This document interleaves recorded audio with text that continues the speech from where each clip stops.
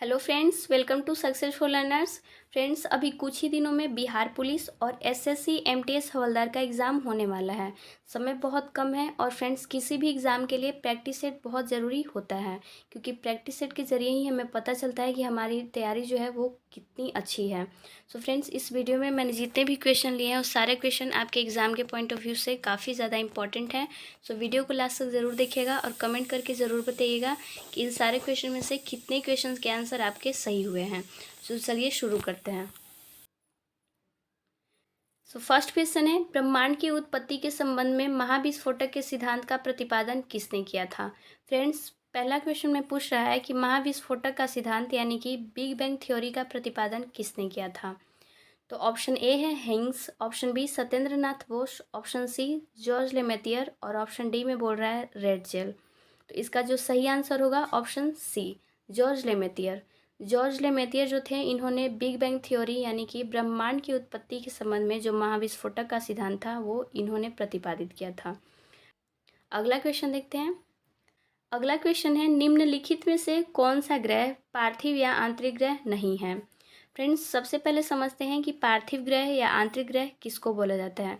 Friends, सौरमंडल में जो सूर्य ग्रह है और एक क्षुद्र ग्रह होता है, इन दोनों के बीच में जितने भी ग्रह आते हैं उसको पार्थिव या आंतरिक ग्रह बोला जाता है। और क्षुद्र ग्रह के बाहर जितने भी ग्रह होते हैं उसको पार्थिव या आंतरिक ग्रह नहीं बोला जाता है। तो सूर्य और क्षुद्र ग्रह के बीच में बुध, शुक्र, पृथ्वी और मंगल ग्रह आते हैं, यानी कि ये चारों ग्रह जो हैं वो पार्थिव या आंतरिक ग्रह कहलाते हैं। लेकिन क्षुद्र ग्रह के बाहर जो ग्रह आता है वो बृहस्पति है, ऑप्शन में दिया हुआ है। इसलिए आंतरिक ग्रह कौन नहीं होगा, ऑप्शन डी बृहस्पति ग्रह। इसलिए सही आंसर हो जाएगा ऑप्शन डी। अगला क्वेश्चन देखते हैं। अगला क्वेश्चन में पूछ रहा है, प्रधानमंत्री जनधन योजना की शुरुआत कब हुई थी। सही आंसर हो जाएगा ऑप्शन सी 28 अगस्त 2014 को। फ्रेंड्स, प्रधानमंत्री जनधन योजना की शुरुआत 28 अगस्त 2014 को हुआ था। इस योजना के तहत जीरो बैलेंस पर अकाउंट खोला जा रहा था, ठीक है। और ऑप्शन ए में जो दिया गया है 2 अक्टूबर 2014, इस दिन स्वच्छ भारत अभियान की शुरुआत हुई थी, ठीक है। चलिए अगला क्वेश्चन देखते हैं। अगला क्वेश्चन में पूछ रहा है, कैबिनेट मिशन के संबंध में कौन सा कथन असत्य है, यानी कि असत्य कथन की पहचान करना है। तो ऑप्शन ए में बताया गया है इसका अध्यक्ष पेंथिक लॉरेंस था। ऑप्शन बी में बताया गया है इसके द्वारा देशी रियासतों से 93 प्रतिनिधियों को मनोनीत किया गया। ऑप्शन सी में बोल रहा है इसका गठन 1946 में हुआ था। ऑप्शन डी है इसके द्वारा प्रति 1 लाख आबादी पर एक सीट का आवंटन किया गया था। सो फ्रेंड्स, जो ऑप्शन ए है इसमें सही बोला गया है कि जो कैबिनेट मिशन के जो अध्यक्ष थे वो पेंथिक लॉरेंस थे, ठीक है, ये सही है। ऑप्शन बी भी सही है, देशी रियासतों द्वारा 93 प्रतिनिधियों को मनोनीत किया गया था, ठीक है। इसका गठन 1946 में हुआ था। ये तीनों कथन सत्य हैं। और ऑप्शन डी में जो बताया गया है इसमें बोला गया है कि प्रति 1 लाख आबादी पर एक सीट का आवंटन किया गया था, यही है असत्य कथन, ठीक है। ऑप्शन डी होगा सही आंसर। यहाँ पे जो गलत दिया गया है असत्य कथन ये है कि 1 लाख आबादी पर बोल रहा है, जबकि 10 लाख आबादी पर एक सीट का आवंटन किया गया था, याद रखिएगा। इसके बारे में कुछ इंपॉर्टेंट नोट्स है उसको भी देखते हैं। कैबिनेट मिशन के जो सदस्य थे वो पेंथिक लॉरेंस, क्रिप्स और अलेक्जेंडर, यानी कि कैबिनेट मिशन के टोटल 3 सदस्य थे। इसका गठन हुआ था 1946 में, याद रखिएगा। चलिए अगला क्वेश्चन देखते हैं। अगला क्वेश्चन पूछ रहा है, बैंक ऑफ बड़ौदा में किन 2 बैंकों का विलय हुआ था। तो फ्रेंड्स, बैंक ऑफ बड़ौदा में जिन 2 बैंकों का विलय हुआ था वो था विजय बैंक और देना बैंक, इसलिए सही आंसर होगा ऑप्शन सी, ठीक है।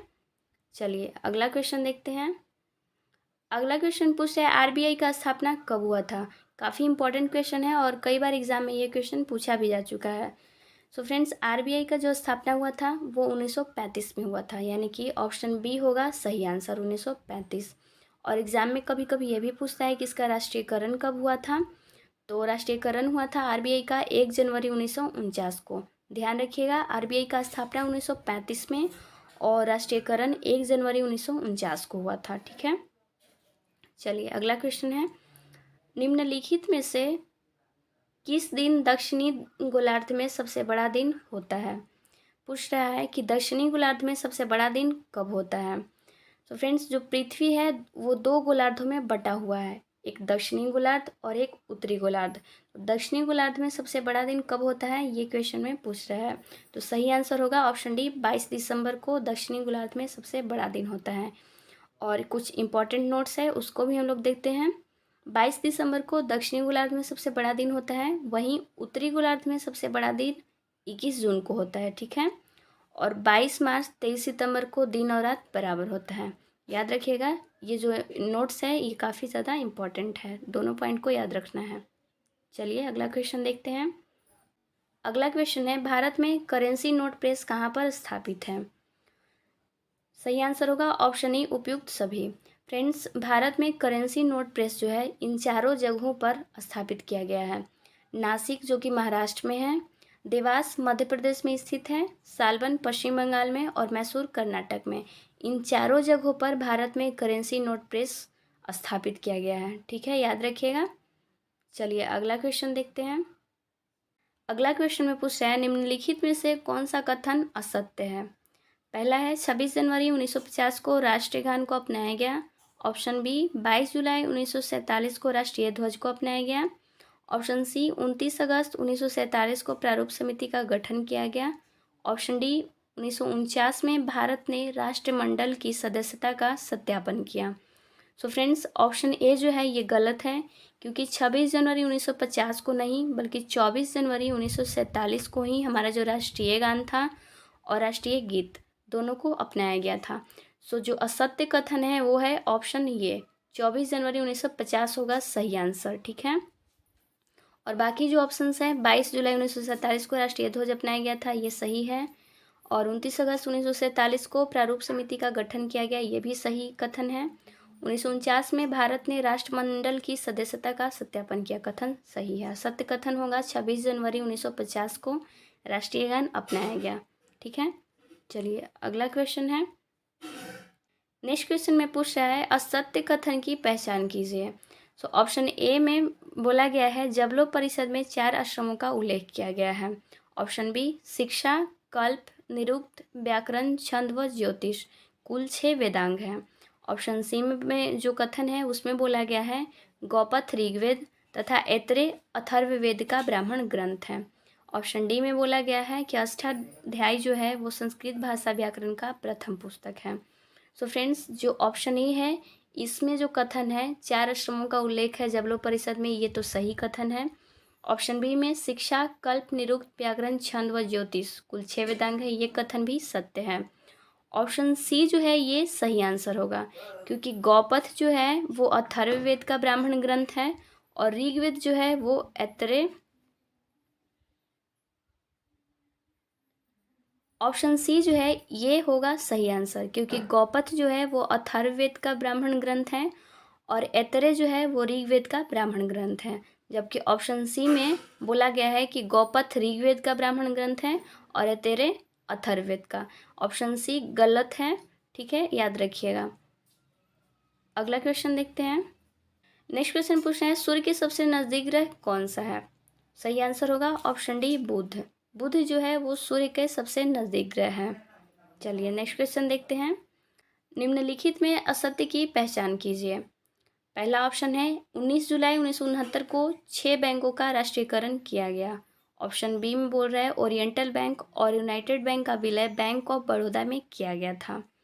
ऑप्शन सी में जो कथन है उसमें बोला गया है, बैंक ऑफ बंगाल और बैंक ऑफ मद्रास तथा बैंक ऑफ बॉम्बे को मिलाकर 1921 में इंपीरियल बैंक की स्थापना की गई। ऑप्शन डी में बताया गया है, आरबीआई नोट जारी करने में 1957 से न्यूनतम कोष प्रणाली का उपयोग करता है। तो फ्रेंड्स, ऑप्शन ए से देखते हैं। 19 जुलाई 1969 को 6 बैंकों का राष्ट्रीयकरण किया गया, ये कथन असत्य है, ठीक है। 19 जुलाई 1969 को 6 बैंक नहीं बल्कि 14 बैंकों का राष्ट्रीयकरण किया गया था। सो इन सारे ऑप्शन में से जो असत्य कथन है वो हो जाएगा ऑप्शन ए, ठीक है। बाकी जो ऑप्शन है वो सारे कथन सही है, याद कर लीजिएगा इन सबको भी। चलिए अगला क्वेश्चन देखते हैं। नेक्स्ट क्वेश्चन में बोल रहा है, ऋग्वेद के बारे में कौन सा कथन असत्य है। तो जो ऑप्शन ए है उसमें बोला गया है ऋग्वेद में 1028 मंडल और 10 सूक्त हैं। ऑप्शन बी में बताया गया है ऋग्वेद में गाय को अघन्य कहा गया है। ऑप्शन सी में बताया गया है कि ऋग्वेद के तीसरे मंडल में गायत्री मंत्र का उल्लेख है। ऑप्शन डी में बोला गया है ऋग्वेद के 10वें मंडल में पुरुष सूक्त का वर्णन है। सो फ्रेंड्स, ये तीनों जो ऑप्शन है बी, सी और डी, ये तीनों ऑप्शन सही हैं, लेकिन जो ऑप्शन ए है वो असत्य है, क्योंकि ऋग्वेद में 1028 मंडल नहीं सूक्त हैं, 1028 सूक्त और 10 मंडल हैं। ठीक है, याद रखिएगा, ऋग्वेद में 1028 सूक्त और 10 मंडल है, यहाँ पे उल्टा दिया गया है। याद रखिएगा, ऑप्शन ए सही असत्य कथन होगा। चलिए अगला क्वेश्चन में पूछ रहा है अमेजन वर्षा वन को किस नाम से जाना जाता है। सही आंसर होगा ऑप्शन ए पृथ्वी का फेफड़ा। फ्रेंड्स, अमेजन वर्षा वन को पृथ्वी का फेफड़ा बोला जाता है, क्योंकि ये जो अमेजन वर्षा वन है ये विश्व का लगभग 20% ऑक्सीजन उत्पादित करता है।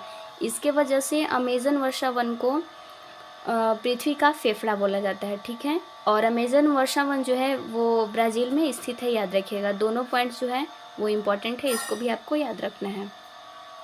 चलिए नेक्स्ट क्वेश्चन में पूछ रहा है संविधान सभा में कुल कितनी महिला सदस्य थी। तो सही आंसर हो जाएगा ऑप्शन बी 13। फ्रेंड्स, संविधान सभा में कुल महिला सदस्यों की जो संख्या थी वो 13 था। ठीक है, याद रखिएगा। और उनके नाम नीचे यहाँ पे दिए गए हैं अम्मू स्वामीनाथन, एनी बेसेंट, बेगम एजाज अख्तर, दक्षयायनी वेल्यादुन, जी दुर्गाबाई, हंसा मेहता, कमला चौधरी, लीलारे मालती चौधरी, सरोजनी नायडू, राजकुमारी अमृत कौर, सुचेता कृपलानी, और जो एक और हैं वो हैं विजया लक्ष्मी पंडित। इन सब का नाम अगर हो सके तो आप लोग याद रखिएगा, क्योंकि कभी कभी एग्ज़ाम में नाम भी पूछता है। सो फ्रेंड्स, आज के लिए बस इतना ही। आई होप आपको वीडियो पसंद आया होगा। If you like this video then do like, share and subscribe my channel and don't forget to press the bell icon. See with the next video. Bye.